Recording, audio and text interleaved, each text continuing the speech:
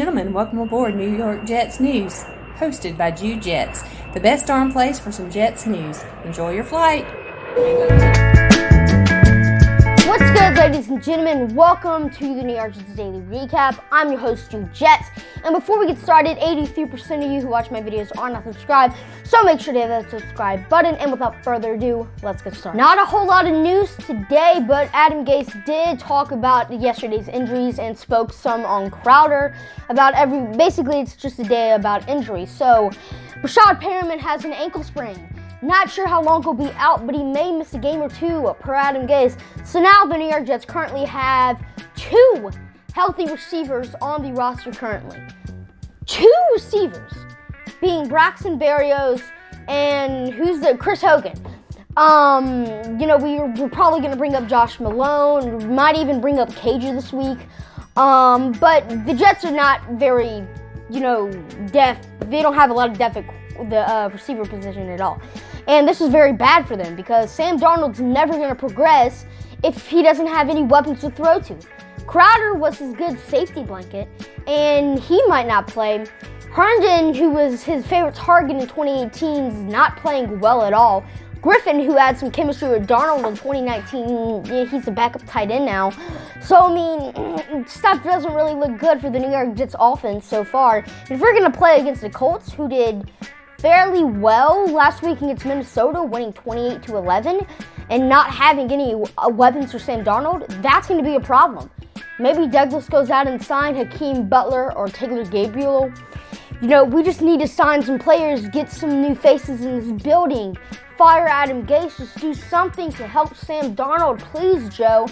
Other stuff about injuries. So, Quincy Wilson has a concussion protocol. Millette has a groin sprain, and Connor McGovern has a hamstring injury that is week to week. McGovern thinks he can play. That's huge for the New York Jets. McGovern's arguably a top 10 center in the league, does not commit penalties, does well, and now he hurt himself late in the game. Josh Andrews is the Jets' backup center. He's not horrible. He's a career backup, kind of like Harrison, but better than Harrison. He's kind of like, Harrison's kind of like a poor man's Josh Andrews. So, the Jets are not going to be incomplete garbage, but we're most likely not going to have many help at the center position. Losing McGovern is just huge, man, just so very huge. But he still thinks he can play, so that's something that's good.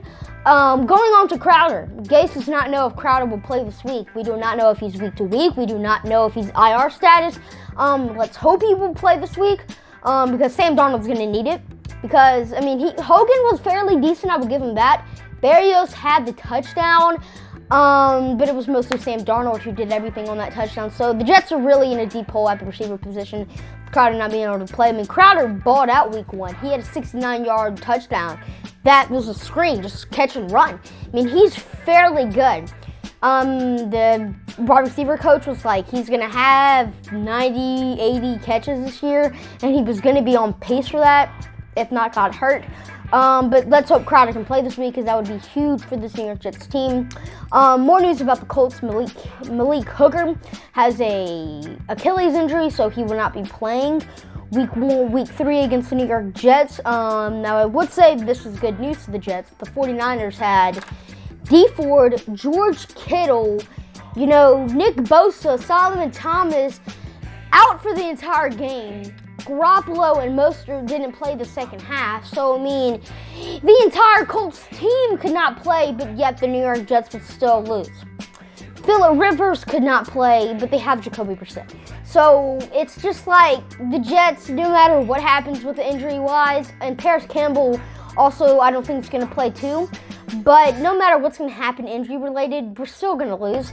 Maybe the Jets can pull a surprise win, but I just don't see it happening. Against a fairly good Colts team who did lose to the Jaguars, but they beat the Vikings pretty bad. Kirk Cousins also looked bad too. But let's get on to some Pro Football Focus grades. So, these grades are from Pro Football Focus. Don't know why I needed to say that. So, the highest graded players on the offense were Sam Darnold with an 86.2. Let's go.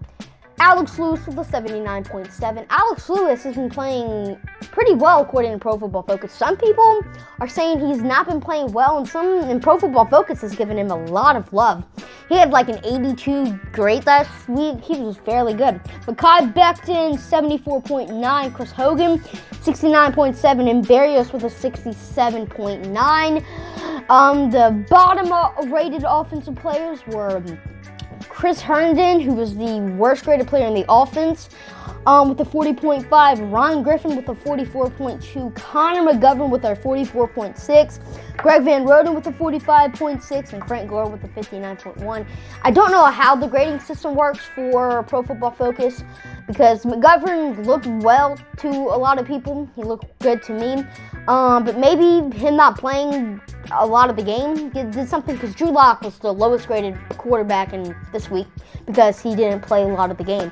So they still counted if you played, if you get out the game. So the top rated defensive players were John Frank Lamar's with an 84.3. He had 3 QB hits on 17 pass rush. The guy was phenomenal. I mean, John Frank Lamar's was just, I wouldn't say phenomenal, but he looked decent for a backup defensive lineman. I still think that's one of our strengths, despite the, game we played against the 49ers. Neville Hewitt with an 81.7, Jordan Jenkins with a 78.2, Quentin Williams with a 77.7, and Brian Poole with a 74.3. The bottom rated defensive players were Nathan Shepard with a 26.5, Alec Ogletree with a 26.6, Henry Anderson with a 29.9, Bless Austin with a 40.3, and Ashton Davis with a 43.7. All of now, I do not have Purple Focus. All those were coming from the New York Jets commenter over on the IG. Go check him out. But Austin, don't know why his grade was so low. He looked fairly good to me, but his grade was low. I don't know how they grade cornerbacks, but Poole had a good grade, so I don't know. It's confusing because I don't know Purple Focus. But let me know what you guys think about the ratings down below, and thank you guys for watching. If you are returning, welcome back. I love having you here. If this is your first time watching the New York Jets News channel, make sure to subscribe because I post news just kind of like this every single day. Follow me on social media at JuJets on Instagram and Twitter.